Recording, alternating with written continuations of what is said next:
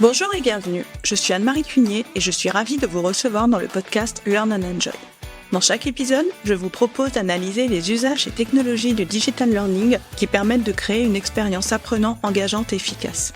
Avec des experts et professionnels du monde de la formation et de l'éducation, nous décoderons ensemble les bonnes pratiques qui marchent et les outils et méthodes qui permettent de transformer l'expérience d'apprentissage pour créer un effet waouh auprès des apprenants. Laissez-vous inspirer.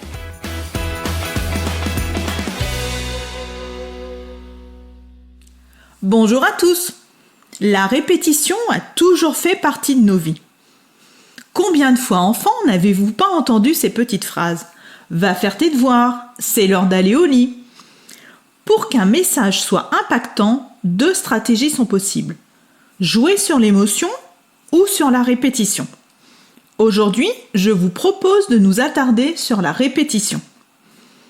En marketing, la règle des 7 ou The Rule of Seven est une notion bien connue selon laquelle une marque doit entrer en contact un minimum de 7 fois avec un prospect pour qu'il envisage d'acheter un produit ou un service.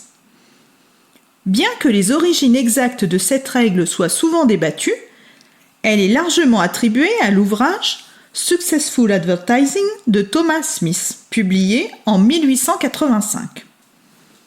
Dans ce livre, Thomas Smith décrit une série d'étapes par lesquelles passe un individu exposé à la publicité, affirmant qu'il faut en moyenne 7 expositions à une annonce publicitaire avant qu'une décision d'achat soit prise. Bien que ce cheminement ait été discuté et critiqué, l'idée générale de la règle des 7 est restée influente dans le domaine du marketing. Cette règle des 7 est également étayée par plusieurs principes psychologiques qui expliquent pourquoi la répétition est efficace pour influencer les comportements des consommateurs. Parmi ces principes, on trouve la mémorisation sélective. Nous avons en effet tendance à mieux nous souvenir des informations auxquelles nous avons été exposés à plusieurs reprises. En répétant un message publicitaire, les spécialistes du marketing augmentent les chances que leur message soit mémorisé par le public cible. On retrouve également l'effet d'exposition. Cette théorie suggère que la simple exposition à un stimulus, tel qu'une publicité, augmente généralement l'attrait d'un individu pour ce stimulus. En exposant les consommateurs à un message publicitaire à plusieurs reprises, les spécialistes du marketing renforcent l'association positive entre le produit ou la marque et le consommateur. Nous avons aussi l'effet de familiarité. La familiarité avec un produit ou une marque peut influencer les attitudes et les comportements des consommateurs. La répétition d'un message publicitaire augmente la familiarité avec le produit ou la marque, ce qui peut conduire à une plus grande préférence et à une plus grande propension à acheter. Et enfin, l'illusion de fréquence. Une fois que vous rencontrez quelque chose de nouveau, vous commencez soudainement à le remarquer partout. L'illusion de fréquence donne à chaque contact un plus grand impact.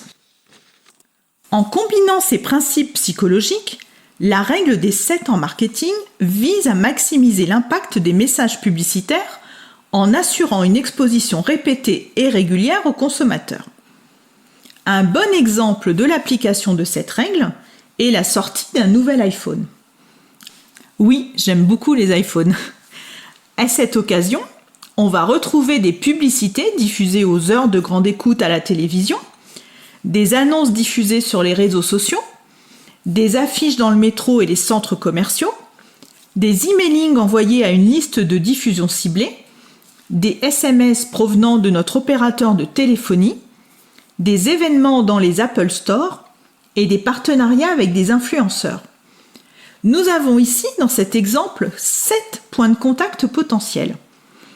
En utilisant cette approche, Apple peut s'assurer que son message clé, qui est ici la sortie d'un nouvel iPhone, est répété à plusieurs reprises à travers différents canaux de communication, ce qui augmente la probabilité que les consommateurs prennent en compte et considèrent l'achat d'un iPhone.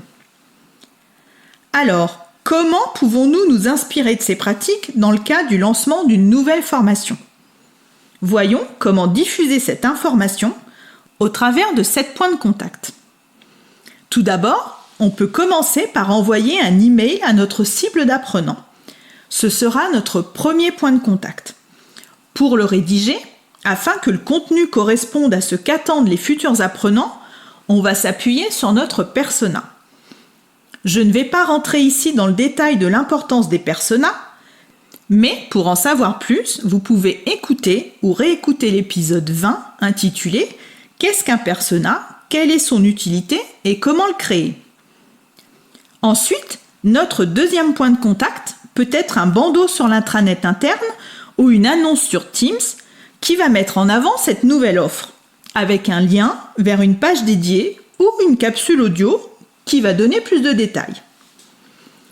Pour notre troisième point de contact, nous pouvons diffuser sur le réseau social interne une vidéo présentant la nouvelle formation et compléter avec des témoignages d'apprenants qui ont déjà suivi des formations et qui témoignent de leur expérience et de ce que cela leur a apporté.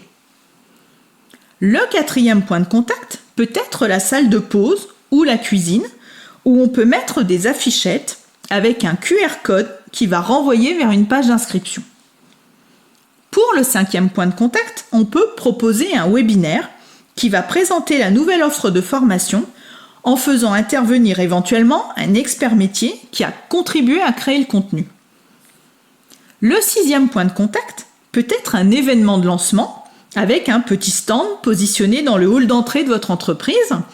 Pour l'occasion, vous pouvez proposer un quiz ludique d'auto-positionnement, une démo de votre LMS ou un teaser de votre formation.